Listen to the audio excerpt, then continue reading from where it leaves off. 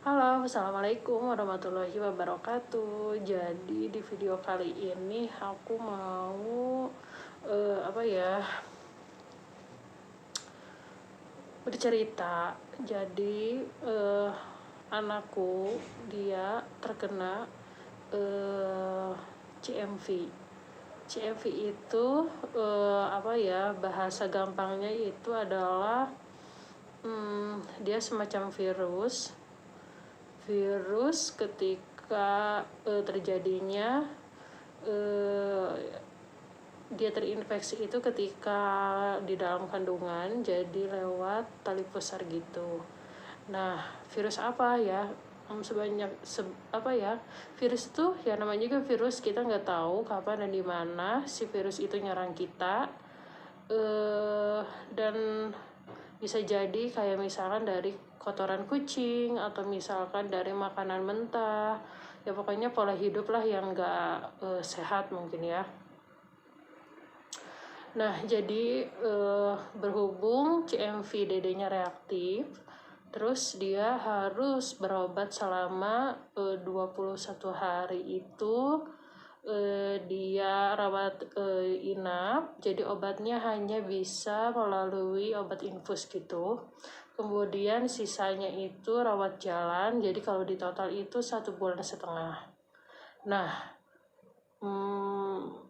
kemudian aku pun dites CMV-nya, ternyata punya aku juga reaktif, yang mana aku nggak bisa ngasih ASI ke Dede karena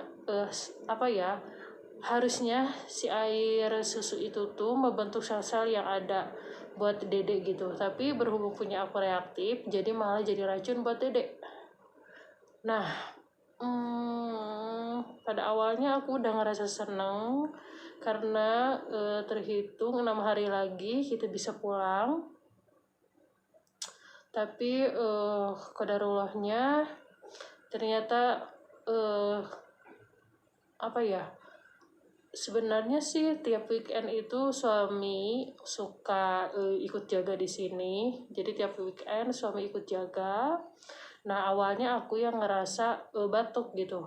Karena ya gimana aku nggak batuk ya, secara sudah 2 minggu aku berada di dalam kamar dengan AC yang full dan harus 25, itu nggak bisa naik, otomatis kedinginan, terus nggak keluar pun cuma sebentar, istilahnya nggak kena matahari sekalipun gitu ya. Nah, ternyata suami pergilah ke Bekasi. Pada hari Rabunya dia ngeluh bahwa dia tuh nggak enak badan, jadi memutuskan untuk berobat. Nah, tapi ketika akan berobat itu tuh harus melalui tes antigen terlebih dahulu.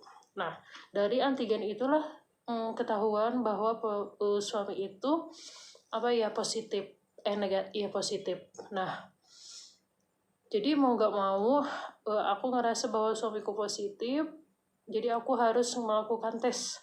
Karena ya gitu, mau nggak mau kan posisinya kita kontak juga dengan suster pastinya ya.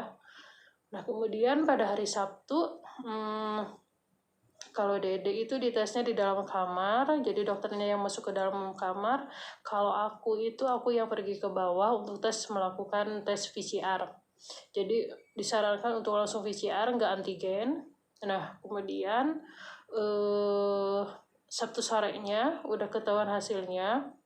Awalnya suami aku tuh nggak bilang, aku yang ngedesak nanya terus gimana, udah ada email apa belum, karena hasil dari pemeriksaan itu melalui email ya hasilnya. Ternyata suamiku telepon dan dia awalnya nggak sanggup untuk ngasih tahu, tapi harus dikasih tahu biar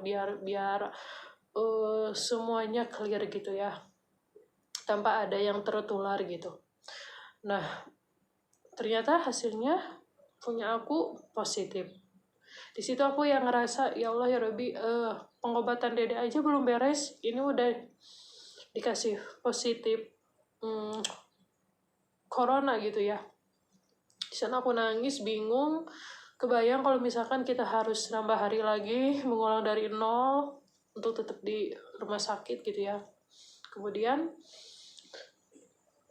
nunggu hasil punya dede, dan ternyata punya dede juga positif.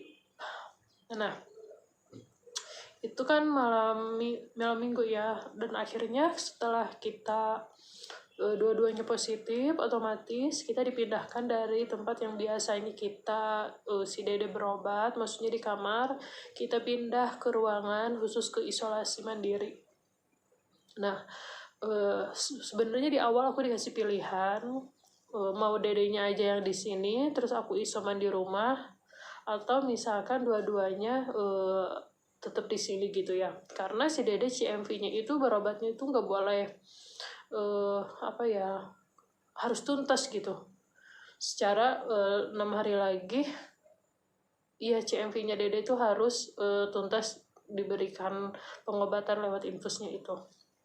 Nah, jadi pada awalnya udahlah aku isoman di rumah aja, dede di sini ya, jadi biar sama-sama cepet pulih tadinya.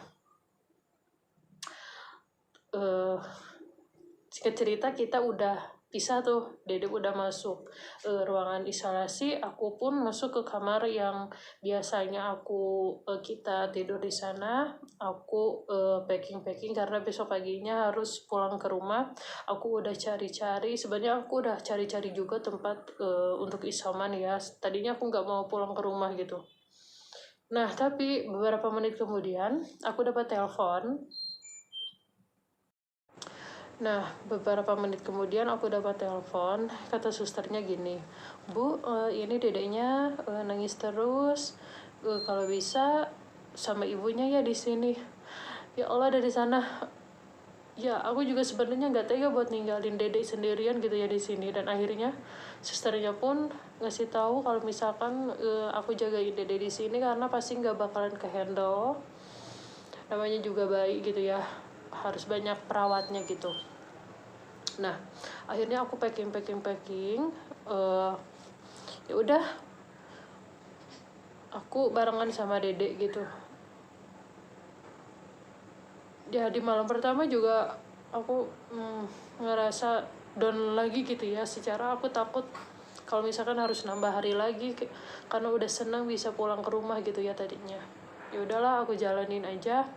Keesokan harinya dede harus tes ronsen, terus cek lab juga biar tahu apakah si corona ini benar-benar menyerang kita terus membuat kita parah atau enggak gitu ya. Nah, pada awalnya juga aku kan keluhannya cuma bapil aja gitu.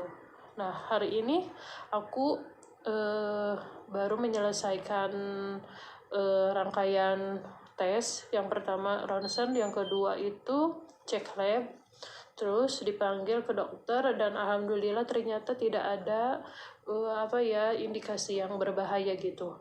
Karena ya itu, aku keluhannya hanya bapil aja.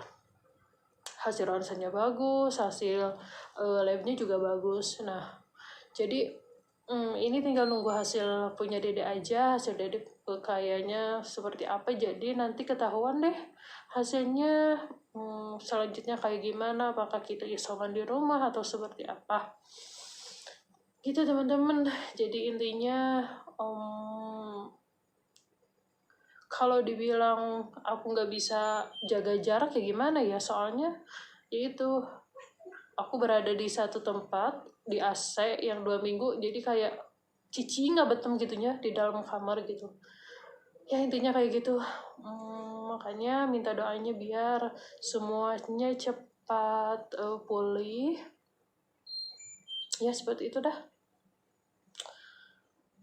Buat kalian juga, pokoknya yang lagi sakit cepat disembuhkan, yang nggak sakit tetap dijaga kesehatannya. Oke deh, segitu dulu. Assalamualaikum warahmatullahi wabarakatuh. Assalamualaikum. Doain kami ya, biar bisa cepet pulang ya deh ya, biar sesuai jadwal hari Rabu bisa pulang. Iya. Assalamualaikum.